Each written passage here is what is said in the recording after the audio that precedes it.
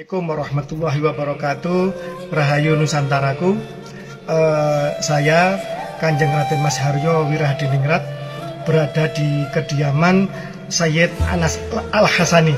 Beliau adalah nakib pencatat nasab Nabi dari kota Madinatul Munawwaroh, di mana Rasulullah Muhammad SAW memilih untuk tinggal di akhir masa hidupnya dengan bahagia Islam jaya di Madinah, dan beliau dimakamkan di Madinah. Di ruangan lantai atas beliau ini ada sekitar 25.000 kitab. Masya Allah, beliau seorang yang alim alama.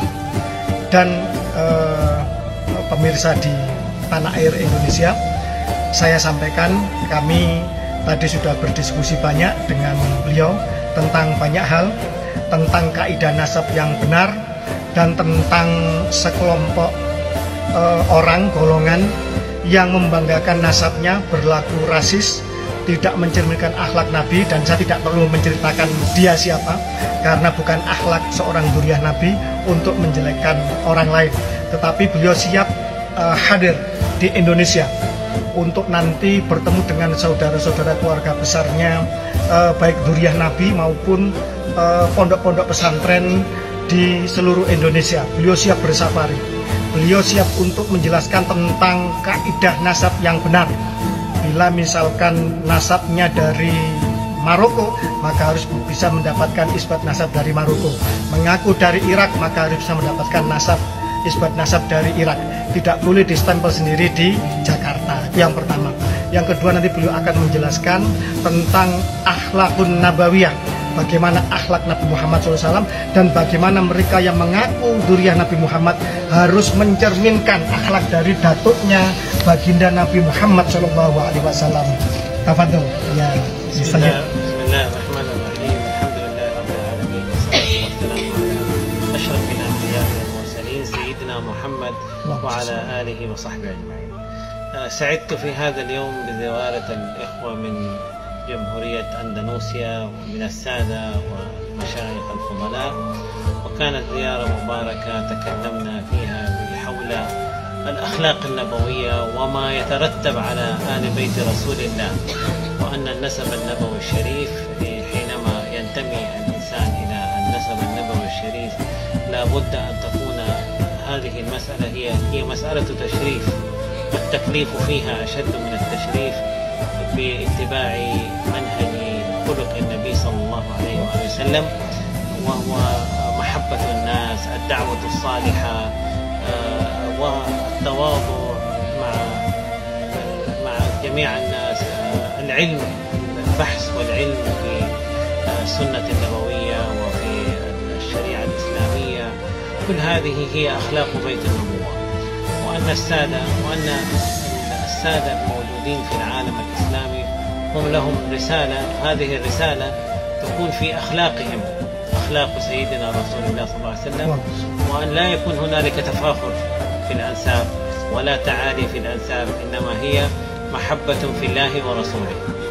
وأسأل الله سبحانه وتعالى في هذه اليوم، في هذه الأيام المباركة، وفي شهر الحجة، وهم جاءوا يعني حاجين منبئين، أسأل الله سبحانه وتعالى أن يجعل حجهم مبرورا وسعيهم مشكورا، وأشكرهم شكرا خاص على زيارتهم. والسلام عليكم ورحمة الله وبركاته. وعليكم السلام. شكرا كثيرا.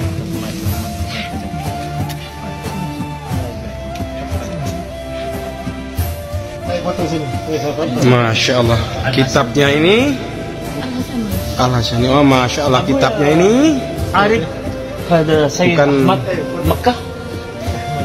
Ahmad Qasim Faroseh. Oh, Ahmad. Kitabnya inilah Nakoba Al-Ashraf Madinah kitab.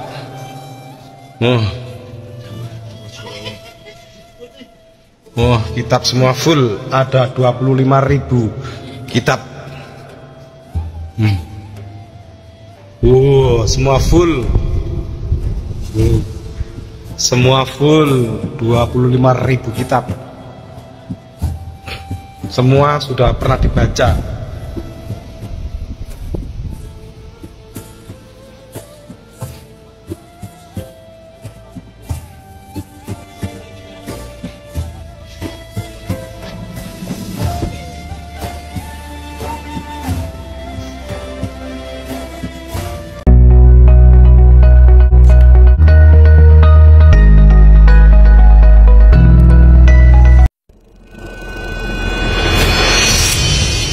zikir kebangsaan tadi malam, alhamdulillah berjalan dengan lancar dan sukses. Itu menunjukkan bahwa tujuan diadakannya acara ini oleh Lutfi bin Yahya berjalan dengan mulus tanpa ada hambatan apapun. Walaupun tidak dihadiri langsung oleh sejumlah pejabat tinggi, termasuk Presiden Republik Indonesia, Presiden Prabowo Subianto, masih untung kita lihat beberapa menteri pengikut Lutfi bin Yahya yang hadir di acara itu.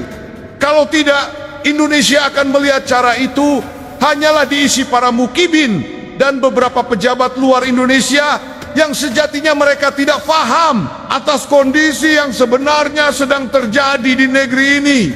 Ya, kita meyakini demikian, karena kalau seandainya mereka paham atas hal yang terjadi saat ini, terutama yang berkaitan dengan berdirinya Jamiah Jatma versi Lutfi bin Yahya, tentu mereka akan mikir 1000 kali untuk hadir di acara itu.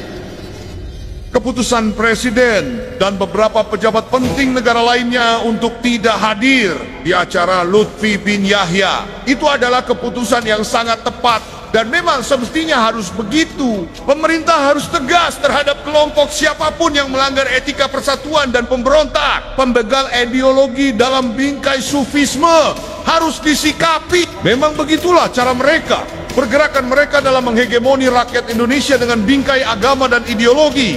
Buktinya, mereka menempatkan acara itu di Masjid Istiqlal yang sejatinya menjadi simbol kemerdekaan dan persatuan rakyat Indonesia. Lalu kenapa pemerintah dalam hal ini, Menteri Agama, meluluskan diadakannya acara tersebut di Masjid Istiqlal? Tentu jawabannya sangat sederhana. Ini acara keagamaan dan persatuan umat, masa mau ditolak? Kalau melihat kondisi ini, tentu kita masih bisa memaklumi tindakan pemerintah yang memberi izin berlangsungnya acara tersebut.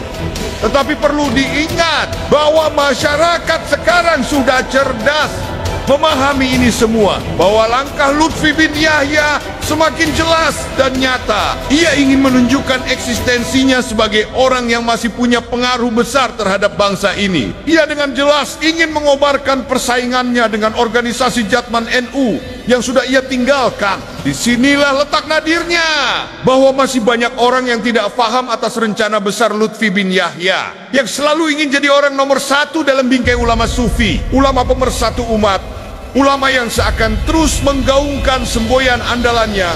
Wahai bangsaku yang kubanggakan, relakah bangsa ini terpecah belah? Kalimat yang mengandung magic dan daya tarik akan melumpuhkan akal dan nalar kritis terhadap sosok Lutfi bin Yahya yang sudah banyak membelokkan sejarah NU, memalsukan makam tokoh Nusantara, membelot terhadap NU, mengkhianati ucapannya sendiri untuk tetap berada di NU sampai mati. Lalu sekarang sosok yang seperti ini masihkah kita ikuti? Nah, di acara tadi malam ada pidato Syekh Usamah yang kalau kita perhatikan justru menampar Lutfi bin Yahya yang selama ini banyak melakukan pembegalan makam. Dan di Aku Bermarga bin Yahya sangat banyak sekali ditemukan makam yang di belakangnya Bermarga bin Yahya. Ini artinya ada upaya perampasan hak milik orang lain yang diaku sebagai haknya untuk kepentingan dan keuntungan pribadi. Nah, di akhir ceramah Syekh Usamah tersebut menukil sebuah kisah yang menunjukkan bukan perilaku orang yang ahli kalimat la ilaha karena suka membegal hak orang lain. Kita simak. Maka berinteraksilah antar kalian itu dengan kedermawanan. La tu'dhu ahadan. Jangan sampai mengganggu orang lain. La takrahu ahadan. Jangan sampai membenci orang lain. La tu'ayyiru ahadan bi'aib. Jangan sampai mencelah aib orang lain. Adhkuru lakum mawqifan akhar wa akhtim. Aku ingin memberikan satu kisah, dan ini adalah kisah yang terakhir. Wahidun min ashabil Imam Ahmad bin Hanbal. Ada salah seorang sahabat Imam Ahmad bin Hanbal. Yaqul kuntu adhhabu ila majlis Ahmad. Dia mengatakan, saya pernah datang ke majelisnya Imam Ahmad bin Hanbal. Fayatalaqani bil bishri wat tarhab. Kemudian beliau menyambut saya dengan senang hati. Wa yuwassi'u li fil majlis. Kemudian beliau memberikan tempat khusus kepada saya di majelis tersebut. Wa yujlisuni bi jiwarih. Kemudian Imam Ahmad menyuruh saya duduk di sampingnya. Wa yubalighu fil hafawati wat tarhab. Beliau sangat berlebihan dalam menyambut saya. Qal fa dakhaltu 'indahu marratan. Kemudian dia berkata, kemudian saya bertamu kepada beliau suatu hari. Fa idza bihi yu'ridu 'anni. Kemudian beliau berpaling dariku. لا يرحب بي Beliau tidak lagi menyambutku. لا ينظر في وجهي. Dan beliau tidak memandang lagi wajahku. قال فتعجبت من حال الإمام أحمد. Dan akhirnya saya pun heran, apa yang membuat Imam Ahmad berubah? لماذا يعرض عني؟ Orang tersebut mengatakan kepada Imam Ahmad, kenapa kamu berpaling dariku? قال وظللت أياما ظللت عدة أيام Sudah lama saya itu dalam keadaan tersebut. أدخل عنده وهو يعرض عني. Dan Imam Ahmad selalu berpaling dariku. قال فتركته مرة Kemudian aku suatu hari meninggalkan Imam Ahmad. حتى انصرف الناس. Sampai semua orang pergi dari majelisnya. وقلت له يا إمام. Kemudian saya berkata kepada Imam Ahmad, wahai Imam, أراك غاضبا مني. saya melihat kamu marah kepadaku. لماذا أعرضت عني؟ Kenapa engkau berpaling dariku? الإمام أحمد يقول له لأمر عظيم صدر منك. Imam Ahmad berkata kepadanya, karena satu perkara penting itu muncul dari dirimu. قبل أيام Beberapa waktu yang lalu, أحدثت في دارك نوعا من الطلاء للجدران يطلي جدران بيته. nah, Maulana, يحدث فيها الدهان والألوان على جدار dia البيت. mengecat rumahnya.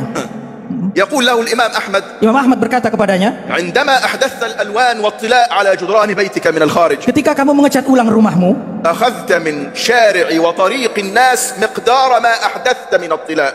kamu telah mengambil hak jalan orang lain ketika kamu mengecat rumahmu. ضيقت على الناس في الطريق بمقدار ما أخذت من الطلاء للبيت. Kamu telah mengambil jalan umum ketika kamu mengecat rumahmu. الرجل يقول يا إمام هذا مقدار يسير كعقلة الإصبع. Orang terus mengatakan, wahai Imam, itu adalah ukuran yang sangat kecil. الإمام أحمد بن حنبل يقول له لا يطيب خاطري عنك Imam Ahmad mengatakan kepadaku bahwa hatiku tidak enak terhadapmu. إلا أن تزيل ما أحدثت في الجدران Sampai kamu menghilangkan semua cat yang ada pada di rumahmu. أو أن تهدم جدار البيت وترجع به بضع خطوات وتبني Atau kamu menghancurkan dindingmu حتى لا تضيق على الناس الطريق. sehingga kamu tidak mempersempit jalan orang. يقول الرجل Orang tersebut berkata, فاخترت الأشد منها aku memilih lebih daripada itu. فهدمت جدار بيتي Aku menghancurkan seluruh dinding rumah. ورجعت به خطوة Dan kemudian saya mundur ukurannya daripada jalan tersebut. ثم أعدت البناء والطلاء على الجدار. Kemudian saya membangun ulang dan mengecat ulang kembali. هؤلاء الرجال Mereka itulah para tokoh الذين فهموا معنى لا إله إلا الله. yang memahami makna la ilaha illallah. تعاملوا مع الناس بالجمال والخلق. Berinteraksilah dengan orang dengan akhlak yang mulia.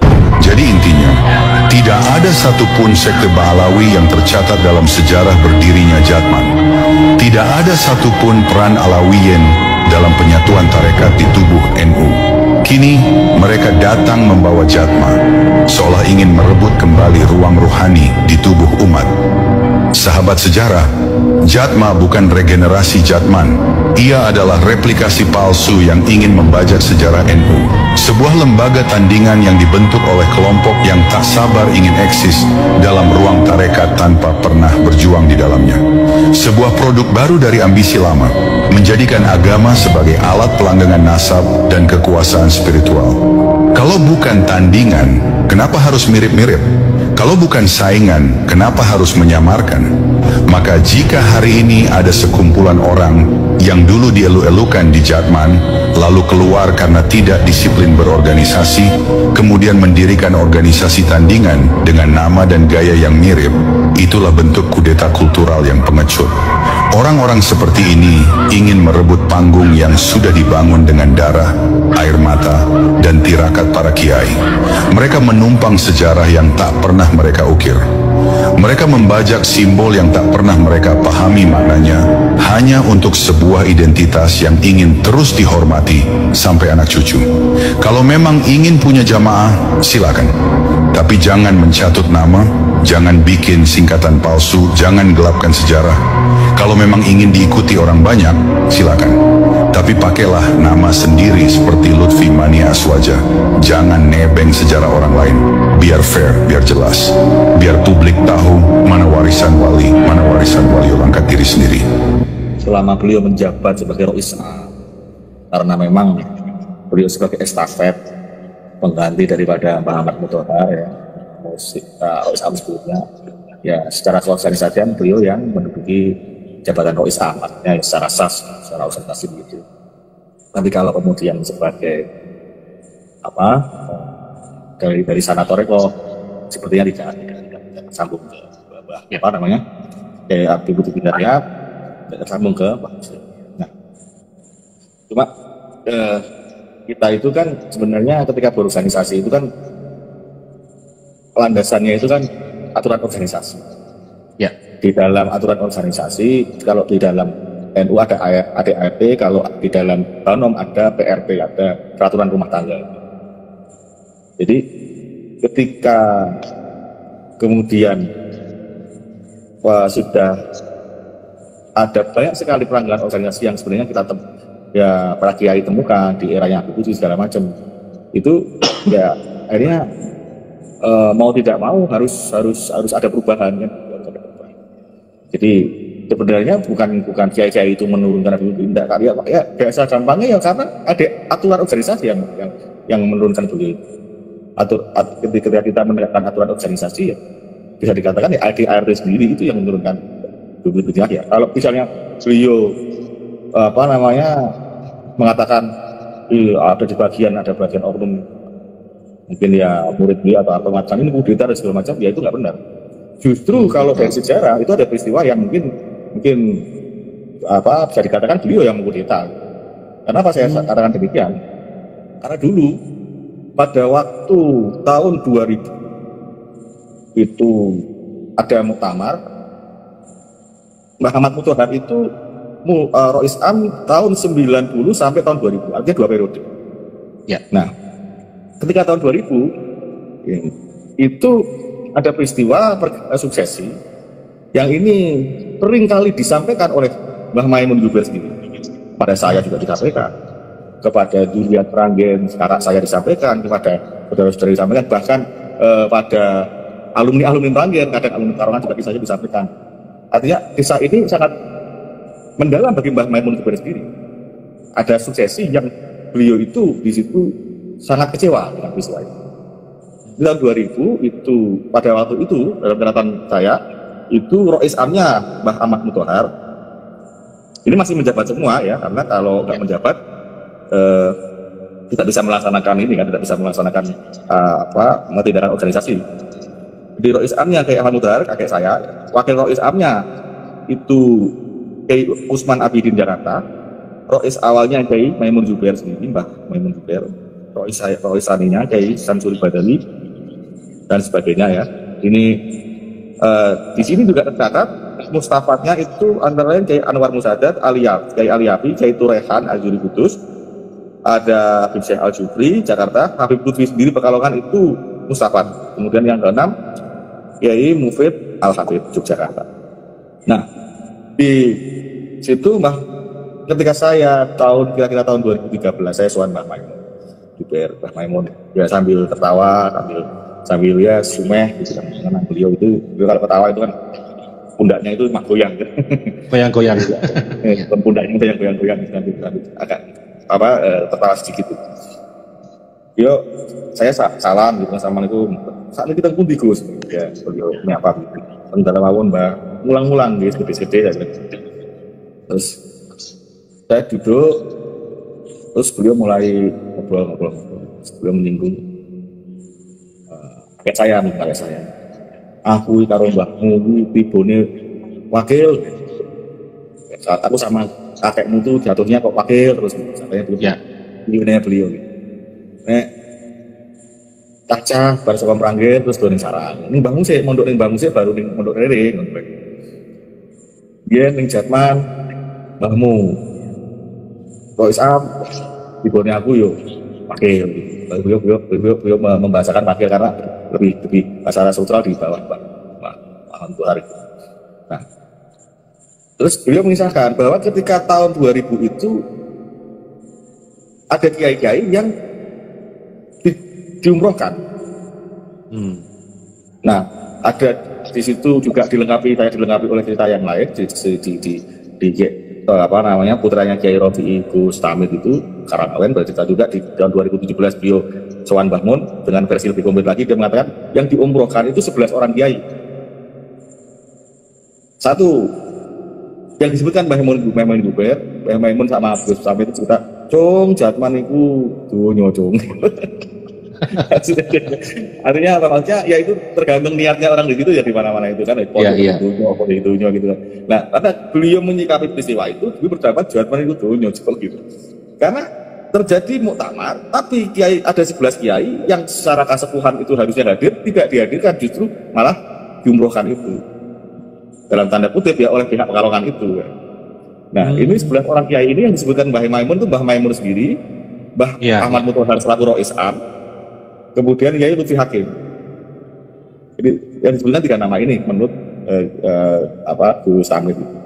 Artinya ini orang-orang yang sentral yang ketika barangkali hadir di acara muktamar itu kemudian Habib Lutfi nggak jadi. Jadi umrohnya itu lama katanya Mbak. Artinya ketika kembali muktamar sudah selesai.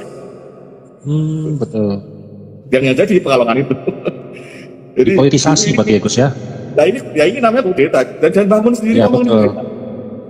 Karena ya ini proses seperti itu.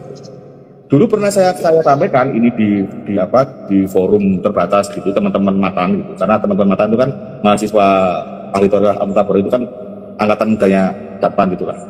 Dan sebagian besar itu tidak ada yang pro PBNU itu, bagian besar pro anu. Ya ada tapi sedikit sekali kan. Bagian besar pro Pekalongan yang kembali PBNU itu apa gitu. Anak muda itu gampang dicuci otak ya. Jadi sayang sekali gitu. Jadi sampai ada yang nulis di media itu bahwa kiai-kiai yang ke pro PBNU itu dianggap nggak punya adab gitu.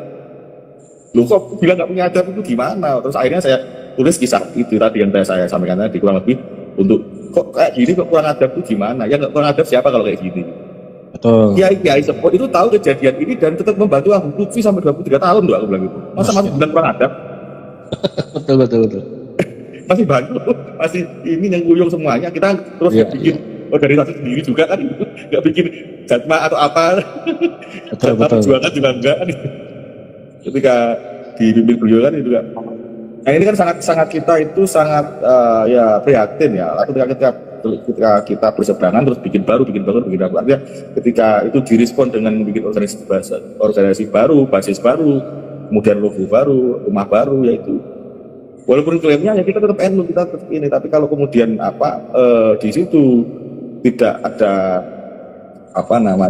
afiliasi sama sekali dengan NU secara struktural ya, gimana kita mau bilang NU ya mungkin NU kultural mungkin bisa ya, cuma ya itu sebagai langkah untuk antitesis daripada Jatman ya itu sayang sekali karena mau pecah apalagi mau direspon seperti apapun itu kalau namanya pecah itu ya namanya ya kita memang mau tidak mau memang banyak berbeda pandangan dalam hal komunikasi dan sebagainya mungkin belum bisa ketemu tapi ya kalau responnya kemudian ada di situ perpecahan ya sayang sekali ya betul lebih begitu tapi dari cat masuk aja ya tidak secara struktural tidak ada hubungannya dengan NU sama sekali terlalu enak mungkin ya Gus ya 23 tahun menguasai Jatman itu jadi adanya ya, kudeta itu dari cerita karena kiai yang saya dengar yang beliau itu sangat protektif sekali ya.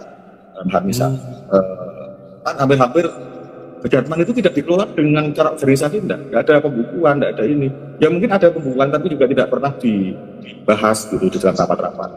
Kalau ada dana-dana juga nggak ada transparansi dan sebagainya. Jadi kesulitan sekali. Makanya kemarin ketika Jatma Aswaja itu berdiri, pandangan saya terus, loh, Pak Jatma, apakah ini perampokan aset? Kayaknya pertanyaan gitu, karena Pak, selama 23 tahun, beliau menjabat, bahkan organisasi Jatman sebelumnya, itu kan, dokumen-dokumen itu kan kita nggak pernah pegang, artinya ini dipegang oleh pengurus-pengurus yang menjabat itu. Dan tidak pernah divokan, punya aset apa, segala macam. Padahal, kalau menurut cita-cita para kiai, banyak ulama-ulama atau agnia-agnia yang akhirnya mewakafkan tanah, gedung segala macam ke Jatman dan itu tidak tahu kita. Dan kepengurusan sekarang ya saya belum melihat ada langkah ke sana yang secara serius unsur itu. Atau mungkin malah LPJ itu juga semacam LPJ itu juga nggak ada ya Gus ya? Nggak ada. Karena memang kemarin itu ya sulit sekali untuk mempertemukan itu kan beliau kan tidak hadir di pas acara di Surabaya itu ada hadir juga. Yang perwakilannya hanya sebatas aja. Itu sebenarnya tidak adil.